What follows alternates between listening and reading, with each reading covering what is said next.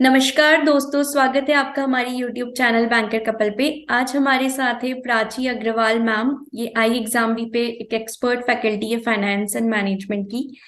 So welcome ma'am to our YouTube channel.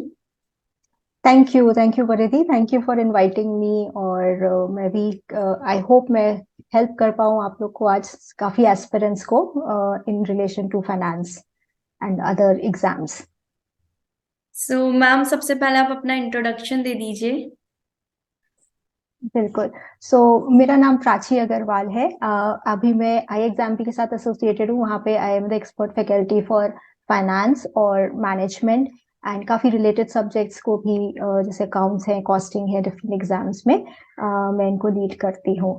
Bye education मैंने MBA finance किया था। उसके बाद आई एग्जाम भी ज्वाइन करने से पहले फर्स्ट 10 इयर्स का एक्सपीरियंस है फाइनेंस फील्ड में ही। डिफरेंट डिफरेंट फाइनेंशियल मार्केट्स में मैंने इक्विटी में भी काम किया है, डेट साइड में भी काम किया है। Last I was the manager eight care ratings, जो एक क्रेडिट रेटिंग एजेंसी है। वहाँ पे भी मैंने फाइनेंस सेक्टर में ही ज़्यादा स्पेशलाइज करके काम किया। देन फिर मैं आई एग्जाम भी के साथ पिछले 5 साल से जुड़ी हुई हूँ और स्टूडेंट्स को गाइड कर रही हूँ काफ़ी सारे एग्जाम्स के लिए, जिसमें फाइनेंस एक इम्पॉर्टेंट एस्पेक्ट रहता है।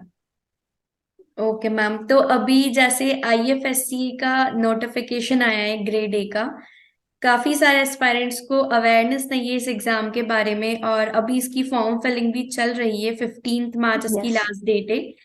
तो सबसे पहले मैम हम जानना चाहेंगे कि ये आईएफएससी क्या ऑर्गेनाइजेशन है, और इसके बारे में थोड़ा सा ब्रीफ बता दीजिए। बिल्कुल। आईएफएससी एक रेगुलेटर है हमारी कंट्री में। जैसे अलग अलग फाइनेंस सेगमेंट्स हैं, जैसे हमारे पास बैंकिंग है तो बैंकिंग के लिए आरबीआई रेगुलेटर है। ऐसे ही मार्केट्स के लिए जो कैपिटल मार्केट है, स्टॉक मार्केट है, उसके लिए जो रेगुलेटर है सेबी है। एंड इंश्योरेंस के लिए अगर हम बात करें तो इरडा है, और पेंशन के लिए पीएफआरडी है। आईएफएससी भी एक रेगुलेटर है। इनको एक नया रेगुलेटर बनाया गया था 2019 के एक्ट से। 2020 में फिर इन्होंने ऑपरेशनल स्टार्ट किया था। और इनके अंडर जो आता है वो ये सारी फाइनेंशियल सर्विसेज आप कह सकते हैं। बैंकिंग भी, इंश्योरेंस भी, पेंशन भी, फाइनेंशियल मार्केट्स भी, कैपिटल मार्केट्स भी। लेकिन जो डिफरेंस हो जाता है वो ये है कि जो एक आईएफएससी, जो मतलब है इंटरनेशनल फाइनेंशियल सर्विसेज सेंटर, एक हम्म। ये ना एक लोकेशन होती है, एक ज्योग्राफिकल एरिया होता है। वहां पे जो भी ये सब फाइनेंशियल सर्विसेज हो, चाहे वो बैंकिंग से रिलेटेड हो, चाहे वो इंश्योरेंस से रिलेटेड हो, किसी भी तरीके की फाइनेंशियल सर्विसेज जो उस एरिया में प्रोवाइड की जा रही है, वहां पे स्टैब्लिश हुई हुई है, उन सब के लिए ये रेगुलेटर बनाया गया था। मतलब पर्पस इसका ये था कि एक ये यूनिफाइड रेगुलेटर रहे उस एरिया के लिए। अगर मैं थोड़ा सा और जाऊं कि आईएफएससी है क्यों, मतलब इसकी जरूरत क्यों थी, तो इकोनॉमी में ना IFSC, international financial services centre जो हम बोलते हैं, ये बेसिकली एक एरिया होता है जहाँ पे फाइनेंशियल ट्रांजैक्शंस काफी ज्यादा कर सकते हैं आप, without limitation of the geographical boundary. मतलब यहाँ पे आप जो क्रॉस बॉर्डर इंटरनेशनल सर्विसेज होती हैं, वो आप इंडिया में रहते हुए उस एरिया में कर सकते हैं। से फॉर एग्जाम्पल, अगर आपको एक बैंकिंग, मतलब किसी बैंक, फॉरेन फॉरेन बैंक में, न्यूयॉर्क में कुछ आपको ट्रेड करना है, या आपको स्टॉक एक्सचेंज में वहां पे इन्वेस्ट करना है, तो आपके कई सारे अलग अलग रेस्ट्रिक्शंस होते हैं कि हम्म। आप कैसे करेंसी को मूव कर सकते हैं, कि करेंसी को लेके आ सकते हैं या करेंसी को बाहर लेके जा सकते हैं। राइट। तो वो सब की वजह से एक्स्ट्रा कॉस्ट आपको इनकर करनी पड़ती है। प्लस आपको बाहर की कंट्री की नॉलेज होनी चाहिए कि वहां पे जाके आप ये सब एक्टिविटीज में इंडल्ज कर पाए, एंड वहां के लॉस को भी आपको देखना पड़ता है। लेकिन अगर ये सब सर्विसेज आपको अपने देश में बैठे हुए मिल जाएं, राइट, तो कॉस्ट भी रिड्यूस होती है। प्लस बाहर के जो और इन्वेस्टर्स हैं वो भी हमारी कंट्री के थ्रू ये सब इंटरनेशनल ट्रांजैक्शंस कर पाते हैं। इसका इसलिए बेनिफिट होता है, इसको इसलिए गवर्नमेंट ने इनकरेज किया था। और हमारे देश में आज की डेट में एक ही आईएफएससी है as of now, gift city, जो गुजरात में हम्म। अहमदाबाद के पास गांधीनगर में एस्टैब्लिश्ड है। ओके, तो अगर मैम जैसे इसकी पोस्टिंग की बात करी तो क्या ये भी वहीं पर होगी जहां पर ये इसका ऑफिस है? यस, सो मतलब आप अगर आप आईएफएससी रेगुलेटर के साथ काम करेंगे तो ऑफ कोर्स उनका जहाँ ऑफिस होगा आपकी पोस्टिंग वहीं होगी। तो आज की डेट में जैसे मैंने बताया कि वहीं पे है हाँ उनका ऑफिस, गांधीनगर में, गुजरात में। मतलब अहमदाबाद और गांधीनगर मतलब बहुत पास पास हाँ ही हाँ है, हाँ। I think. मेरे को एग्जैक्ट किलोमीटर्स मुझे याद नहीं आ रहा, बट गांधीनगर एंड अहमदाबाद का रिलेशनशिप मतलब गुजरात में वही है कि one is a financial capital, one is the आपकी प्रॉपर कैपिटल जो है ना। So but they are very close by, vicinity में ही है। सो आपको वहीं पे यस आप होंगे। फ्यूचर में आपके पास फॉरेन में भी पोस्टिंग्स होने के चांसेस रहते हैं, बिकॉज ये इनका एक काफी इंपॉर्टेंट काम होता है कि फॉरेन अपने काउंटर पार्ट्स के साथ कोलैबोरेट करना, ताकि वो भी अट्रैक्ट कर सकें। बिकॉज अगर मैं वो फॉरेन सर्विसेज यहाँ प्रोवाइड कर रही हूँ तो फॉरेन बैंक्स के ऑफिसेज यहाँ पे खुलेंगे, हम्म। इंटरनेशनल स्टॉक एक्सचेंजेस हैं हैं भी कुछ अभी वहां पर, राइट। तो वो उनके ऑफिसेज या उनके एस्टेब्लिशमेंट्स वहां होंगे। सो ये सब कोऑपरेशन वर्क भी काफी चलता है। सो हो सकता है इन इन फ्यूचर आपको फॉरेन पोस्टिंग्स के भी अपॉर्चुनिटीज मिले। ओके। तो अगर मैम स्ट्रेटजी की बात करें तो इसकी स्ट्रेटजी किस तरीके से रहेगी, और क्या ये आरबीआई, सेबी, नाबार्ड, जिन जो लोग तैयारी कर रहे हैं इन एग्जाम्स की, क्या उन लोगों को ये फॉर्म फिल करना चाहिए? राइट, तो मैं पहले बहुत सिंपल आंसर से शुरू करूंगी कि यस, आपको फिल करना चाहिए। आप इन सब एग्जाम्स की कर रहे हैं तैयारी, आरबीआई से भी, नाबार्ड, तो बिल्कुल आपको करना चाहिए। और अगर आप इनकी नहीं कर रहे हैं लेकिन फ्यूचर में रेगुलेटरी बॉडीज की करना चाहते हैं, तो ये स्टार्ट अच्छा है आपके लिए बहुत ज्यादा करने के लिए। अब मैं दो रीजंस बताऊंगी कि क्यों। एक तो जैसे मैंने आपको बताया कि बेनिफिट्स पॉइंट ऑफ व्यू से रेगुलेटर है, राइट। हम्म। तो अगर आप रेगुलेटरी बॉडी में काम करना चाहते हैं तो this is a regulator. NABARD for example, कई बार हम मतलब टेक्निकली अगर बोले तो सुपरवाइजर होता है। तो आईएफएससी के साथ हम्म। वैसा नहीं है, ये एक्चुअली एक रेगुलेटर है। जो पूरा आईएफएससी का इनको पूरी जिम्मेदारी दी गई है। Then it also works in collaboration with other regulators, जैसे मैंने आपको शुरू में बताया था कि banking, insurance, pension, capital markets, हर तरीके की फाइनेंशियल सर्विसेज यहाँ पे जो रहेंगी उसको आईएफएससी रेगुलेट करेगा। तो इसलिए आईएफएससी और सारे रेगुलेटर्स के साथ भी काफी कोलैबोरेट करता है कि भाई हमारे डोमेस्टिक कंट्री में क्या क्या रेगुलेशंस चलेंगे, एंड उनको सपोर्ट करने के लिए, क्योंकि जो फॉरेन यूनिट्स होते हैं बैंकिंग के भी, आरबीआई के पास अपने खुद के रूल्स अभी भी हैं, राइट। सो वो भी कॉन्ट्रडिक्ट ना करें। सो ये काफी कोलैबोरेशन में काम करता है। तो दैट वेज आपको एक ही रेगुलेटर में बहुत सारी फाइनेंशियल सर्विसेज का एक तो एक्सपोजर मिलने मिलने का फायदा हो सकता है, एंड दूसरा आप इन सब इंटर बॉडीज रेगुलेटरी कोलैबोरेशन के थ्रू फ्यूचर में, नॉट इमीडिएटली बट फ्यूचर में, आपके साथ क्या होता है, डेपुटेशन पे एक से दूसरे रेगुलेटर में जाके अपना करियर हेड करने के भी चांसेस मिलते हैं। अगर मैं ग्राउंड लेवल पे आऊं तो ये भी grade A posting, grade A level पे हम्म। इन्होंने हायरिंग कर रहे हैं।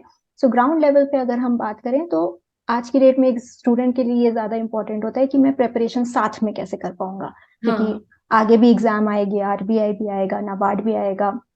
आरबीआई समवेयर एक्सपेक्टेड है मई के फर्स्ट वीक में उसका फेज वन का एग्जाम होने का, एंड नाबार्ड का समवेयर वी एक्सपेक्टिंग कि अप्रैल एंड में उसका भी नोटिफिकेशन आना चाहिए। सो इन दैट केस स्टूडेंट्स का ये हो जाता है कि हम कैसे करें। So the pattern and the strategy for this exam is कि ये काफी सिमिलर है। वन, फर्स्ट फेज, जैसे टू फेजेस में आपका एग्जाम होगा हाँ। एंड देन इंटरव्यू होगा। सो जो फर्स्ट फेज में आपका एग्जाम हो रहा है, इसमें पैटर्न की सिमिलरिटी बहुत ज्यादा है सेबी से, इन द सेंस कि आपके दो पेपर्स होंगे। पेपर वन जो है वो एप्टीट्यूड बेस्ड है, जिसमें आपको हम्म। क्वांट, रीजनिंग, इंग्लिश एंड आपका general awareness with focus on financial sector test किया जाएगा। एंड यहाँ पे कोई भी सेक्शनल कट ऑफ नहीं है। तो कई स्टूडेंट्स को ये जो घबराहट होती है, कई स्टूडेंट्स जिनको क्वांट से या रीजनिंग से डर लगता है, हाँ। तो वो से भी चूज करते हैं। तो क्योंकि वहां पे सेक्शनल कट ऑफ नहीं होती, तो आईएफएससी में भी सेक्शनल कट ऑफ नहीं है, तो वो आपके लिए एक बेनिफिट होता है। देन पेपर टू जो यहाँ पे है, अब पेपर टू अगर हम बात करें तो आप अगर आरबीआई, नबार्ड एक तरफ अगर आप दे रहे हैं और अगर आप से भी दे रहे हैं, तो काफी सिमिलैरिटी है सिलेबस की। To give you an example, SEBI से अगर मैं कंपेयर करूं तो आपका अकाउंट्स, कॉस्टिंग, मैनेजमेंट, फाइनेंस, ये सब ये लोग आपके सिलेबस में इन्होंने दिया है फॉर पेपर 2। एंड अगर मैं आरबीआई या नाबार्ड से इनको कंपेयर करूं तो आरबीआई में एक पेपर रहता है economic and social issues, hmm. ESI बोलते हैं। तो उसके कुछ टॉपिक्स का यहाँ पे काफी ओवरलैप है, जैसे गवर्नमेंट स्कीम्स की इन्होंने बात की है, 5 ईयर प्लान्स की बात करी है, इंडियन इकोनॉमी की बात करी है, राइट। सो ये सारे आपके and then social social development से रिलेटेड टॉपिक्स की भी इन्होंने यहाँ पे इंक्लूड किया है। सो ये सब आपका आरबीआई में और नाबार्ड के ईएसआई पेपर में दोनों में रहता है। तो इसलिए अगर आपने ये सब तैयारी पहले करी है या कर रहे हैं तो साथ में भी आप कर पाते हैं, क्योंकि कई स्टूडेंट्स की ये भी एंजाइटी हो जाती है कि हम अगर ये करेंगे फिर आरबीआई आ गया तो आरबीआई नहीं कर पाएंगे तो कैसे होगा। तो आपका कोई लॉस नहीं होगा, क्योंकि आप क्यूआरई भी प्रिपेयर कर रहे हैं, जीए भी प्रिपेयर कर रहे हैं, एंड हम्म। अपने ईएसआई सब्जेक्ट्स भी प्रिपेयर कर रहे हैं, एंड फाइनेंस भी प्रिपेयर कर रहे हैं। तो इस वे से आपको कॉमन चीजें देखनी चाहिए और इस एग्जाम को फोकस करके इसके लिए प्रिपेयर आप बहुत इजीली कर सकते हैं। तो मैम जैसे आपने ये फेज 1 के बारे में बताया, और अगर फेज 2 के बारे में और अगर थोड़ा डीप में जाके बताएं कि किस तरीके से क्या स्ट्रेटेजी होनी चाहिए। अगर कोई बिगनर है तो क्या उसको फॉर्म फिल करना चाहिए, क्योंकि उसके पास तब ज्यादा टाइम नहीं बचा है। और जो 6 मंथ से जो कुछ लोग ऐसे होते हैं जो भी काफी टाइम से आरबीआई की तैयारी कर रहे हैं, तो उनके लिए कैसे उन्हें पढ़ाई करनी चाहिए? ओके। सो मैं दोनों चीज के लिए बताती हूँ, पहले फेज 2 पे भी आती हूँ and then I tell you the strategy दोनों फेजेस के लिए। सो फेज 2 में इसमें एक और सिमिलैरिटी जो सेबी के एग्जाम के साथ है ये है कि फेज 1 जो जो क्लियर करेगा, यहाँ पे जनरल कट ऑफ है कि 30% आप पेपर 1 में ले आइए मिनिमम, 40% मिनिमम आप पेपर 2 में ले आइए, एंड दोनों का एग्रीगेट पेपर 1 एंड पेपर 2 का मिला के आपका एग्रीगेट एटलीस्ट 40% होना चाहिए, दैट मीन्स एटलीस्ट 80 मार्क्स दोनों का मिला के। अगर आप ये जनरल कट ऑफ कर लेते हैं तो आप फेज 2 दे सकते हैं, यहाँ पे कोई मेरिट बेस्ड कट ऑफ नहीं होती है। ओके। तो आप फेज 2 में जब आएंगे तो ये काफी बड़ा फायदा है, एक तो आपका सेक्शनल कट ऑफ नहीं है क्यूआरई में, और दूसरा है कि आप मेरिट बेस्ड कट ऑफ से compete नहीं कर रहे हैं फेज 1 लेवल पे, एटलीस्ट फेज 2 पे ऑफ हम्म। कोर्स आप करोगे, लेकिन फेज 1 लेवल पे एटलीस्ट आप नहीं कर रहे हो। फेज 2 में जब आते हैं तो यहाँ पे फिर से 2 पेपर होंगे। पहला पेपर आपका डिस्क्रिप्टिव इंग्लिश का होगा, जो आपकी ना राइटिंग स्किल्स टेस्ट करता है। सो आपको यहाँ पे एक ऐसे लिखना होता है, एक प्रेसी करनी होती है, एक रीडिंग कॉम्प्रिहेंशन रहता है। एंड दूसरा पेपर जो आपका पेपर 2 है आईएफएससी के केस में, यहाँ पे वो ना आईएफएससी से रिलेटेड एस्पेक्ट्स को टेस्ट कर रहे हैं। तो जैसे हम ये कह सकते हैं डोमेन नॉलेज को, राइट। ओके। तो एक तो आईएफएससी के बारे में कि आईएफएससी होता क्या है, जो जो जैसे मैं आपको शुरू में एक्सप्लेन कर रही थी हम्म। आईएफएससी का क्या मतलब है, उसकी क्या यूटिलिटी है। फिर गिफ्ट सिटी, क्योंकि वही एक आईएफएससी है आज आज की डेट में इंडिया में। देन अबाउट आईएफएससी ये, क्योंकि अब ये रेगुलेटर को एस्टैब्लिश किया गया था, तो एक आईएफएससी एक्ट के थ्रू एस्टैब्लिश किया गया था, तो उसके क्या की पॉइंट्स एंड ऑल हैं, वो चीज से रिलेटेड पूछे जाएंगे क्वेश्चंस। एंड देन ग्लोबली और कौन से फाइनेंशियल सेंटर्स हैं, एंड उसकी थोड़ी बहुत knowledge. And then the areas to which it caters, which is in fact all the financial services. तो हम्म। आपका पेंशन भी हो गया, इंश्योरेंस भी हो गया, कैपिटल मार्केट्स भी हो गया, एंड बैंकिंग भी हो गया। नाउ ये देख के जो आपने मेरे को बोला स्टूडेंट के लिए क्या स्ट्रैटेजी होनी चाहिए, बिकॉज अगर स्टार्टर है तो उनको ये लगेगा कि भाई इतना कम टाइम है, इतना सारा वास्ट सिलेबस है, एंड एंड वेकेंसीज भी इसको काफी कम है, तो वही वैकेंसीज वो कम हो है। जाता है कि हर किसी को लगता है कि इतने कम में हमारा कहाँ होगा। हाँ। सो ये ना बहुत अब ये प्रिपरेशन से ज्यादा एक माइंड गेम है, मतलब मैं ऐसे हाँ। कुछ कहूंगी कि देखिए वैकेंसीज, आई नो कई स्टूडेंट्स को लगेगा कि क्या मजाक है, इतना सिंपल थोड़ी है जितना आपने बोल दिया, बट दिस इज ट्रू। देखिए आपको तो एक ही वैकेंसी चाहिए। अ, अभी 20 वैकेंसी आई हैं, और 20 वैकेंसी से अगर कंपेयर करें आपको तो एक ही चाहिए।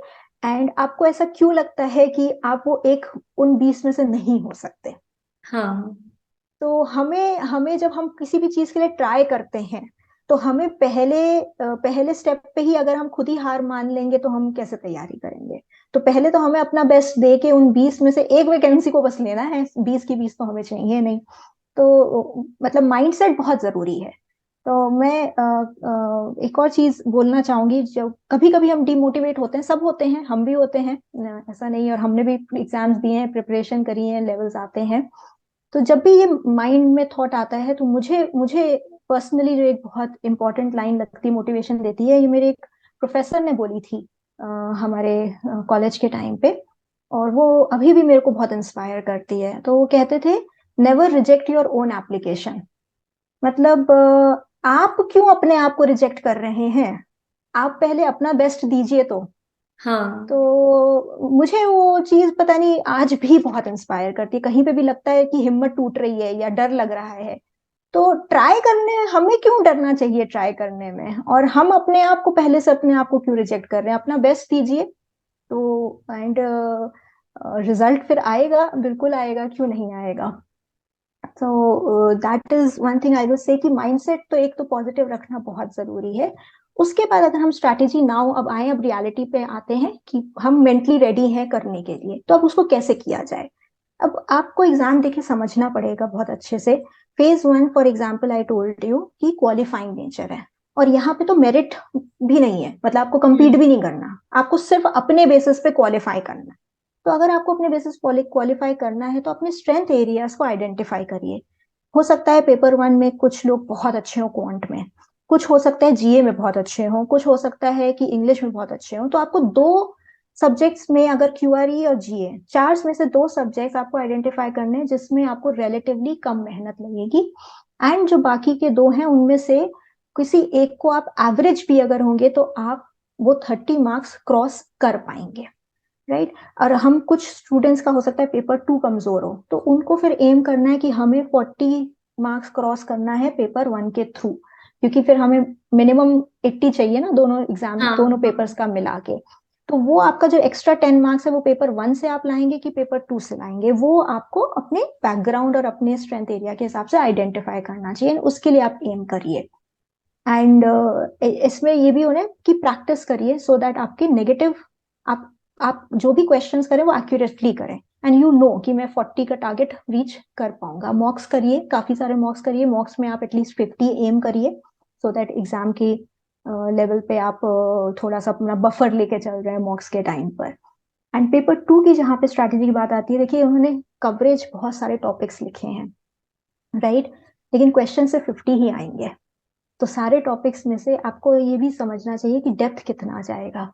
ब्रेथ हम्म। अगर कोई भी चीज की ज्यादा होती है, तो डेप्थ आपको एक लेवल तक चाहिए कि आप एक बेसिक अंडरस्टैंडिंग, कॉन्सेप्चुअल अंडरस्टैंडिंग आपके पास हो, प्लस आप जनरली अवेयर हो कि उन सब चीजों से रिलेटेड आज की डेट में हो क्या रहा है, राइट?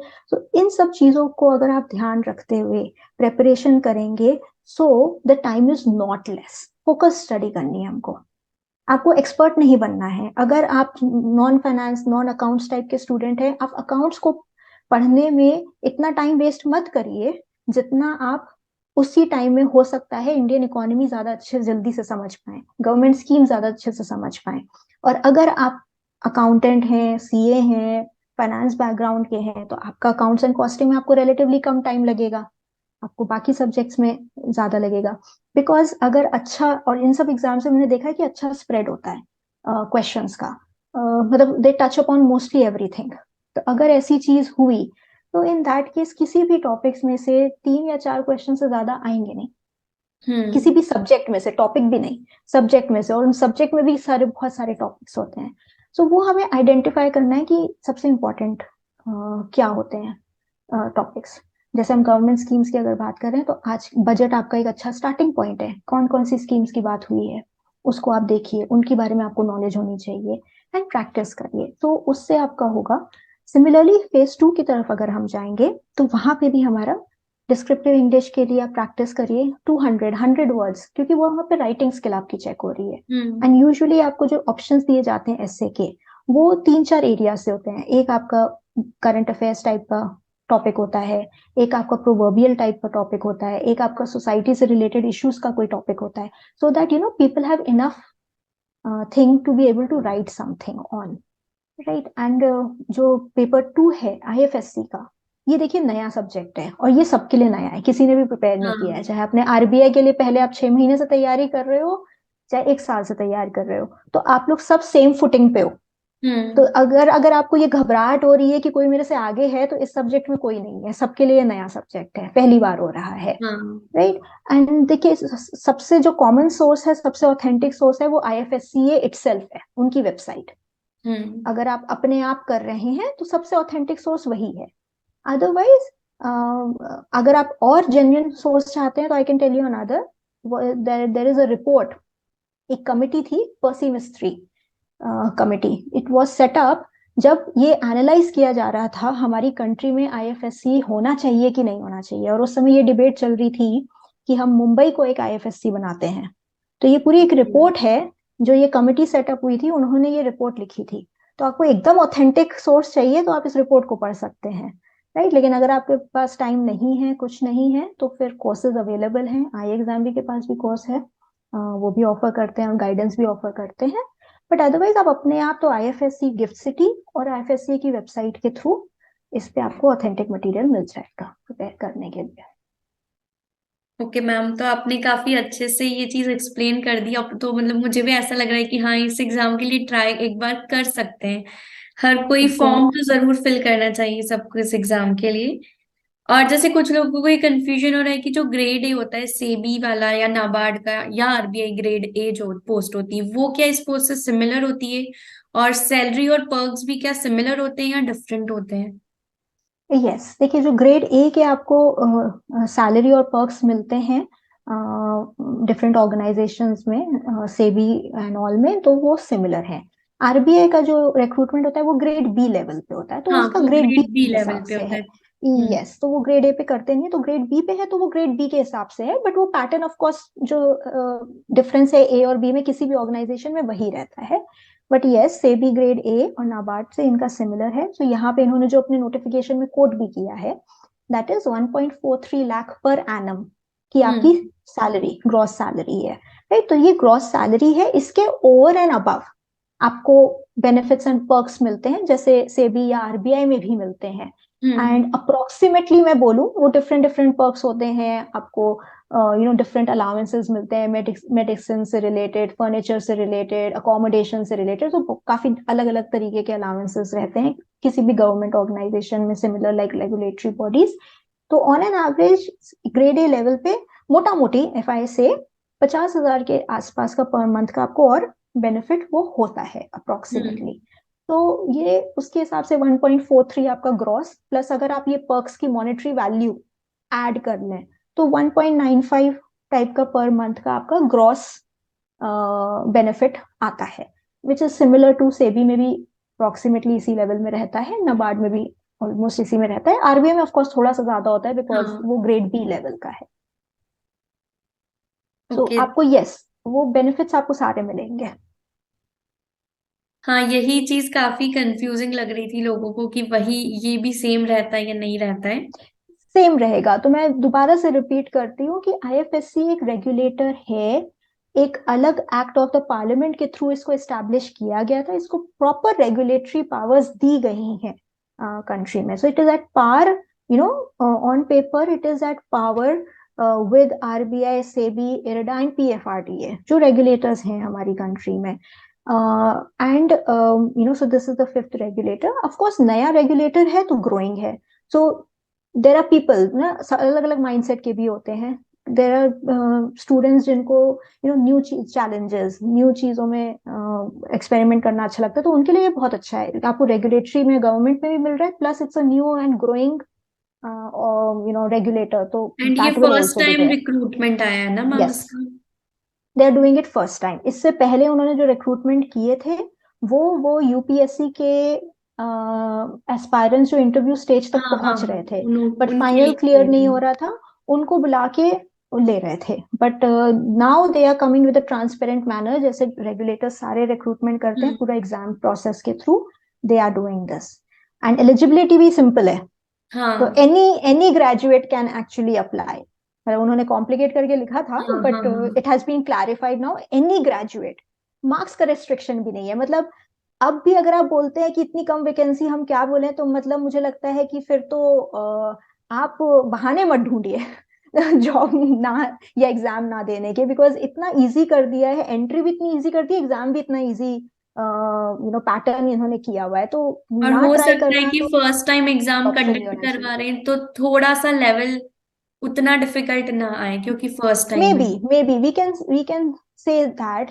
अगर मैं इसमें एग्जांपल देना चाहूँ सेबी के टाइम का, सेबी ने जब इस पैटर्न पे एग्जाम किया था 2020 में, 20 में, क्योंकि 18 में उनका डिफरेंट पैटर्न था, तब उनके सिलेबस डिफरेंट थे। 20 में उन्होंने जब जो करंट पैटर्न है वो 20 में इंट्रोड्यूस हुआ था, तो उस समय जब उन्होंने ये एग्जाम दिया था तब बहुत कुछ सब लोग सिलेबस के हिसाब से प्रिपेयर करके गए थे। लेकिन जो फर्स्ट टाइम जो पेपर हुआ था उसमें आधा तो जनरल अवेयरनेस था, और जनरल अवेयरनेस भी किस लेवल का, बहुत ही सिंपल लेवल का, जैसे उन्होंने HTML का फुल फॉर्म पूछ लिया था, इन्फोसिस के फाउंडर का नाम पूछ लिया जी। था। एंड फिर उस समय स्टूडेंट्स बहुत गुस्सा हो गए थे, ये क्या पेपर है, हम इतना तैयारी करके गए, ये तो बिल्कुल भी वर्थ नहीं था पेपर, सभी पास हो जाएंगे, एंड उसके बाद भी इतने सारे लोगों ने पास नहीं किया। तो कहना मैं ये चाह रही हूँ कि देखिए, हमें हमें तैयारी ऐसी करनी चाहिए कि हम हर तरीके के एग्जाम के लिए रेडी हों, तो हमारे कॉन्सेप्ट ठीक होने चाहिए, और हमारा फोकस होना चाहिए कि हमें एग्जाम निकालना है, ये नहीं कि हमें गलतियां निकालनी है या हमें बहाने ढूंढने हैं। तो अगर आप इस माइंडसेट से करेंगे, please don't reject your application, apply करिए, अपना बेस्ट दीजिए। आपको बहुत गुड अपॉर्चुनिटी IFSCA में मिल रही है, एंड ये आपकी सिनर्जीज भी बनाएगा अगर आप आगे सेबी, RBI, NABARD के लिए तैयारी कर रहे हैं, तो दोनों तरीके से it is helpful to you. Okay, so ma'am बहुत अच्छा लगा आपसे बात करके, आप हमारी चैनल पे आए और बहुत अच्छे से आपने गाइड किया। आई होप कि अब एस्पायरेंट्स जिन्होंने अभी तक फॉर्म फिल नहीं किया बस एग्जाम का फॉर्म फिल करेंगे। So thank you so much ma'am.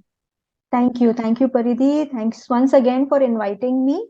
And any other help or any suggestion or any point students want to know, आप कभी भी हम लोग से पूछ सकते हैं, आप reach out कर सकते हैं. And I wish all the best to all the aspirants. I hope आप लोग को clarity मिल गई है, and आप लोग को इसकी अच्छे से तैयारी करेंगे. So wishing you all the best. Okay, thank you so much ma'am. Thanks.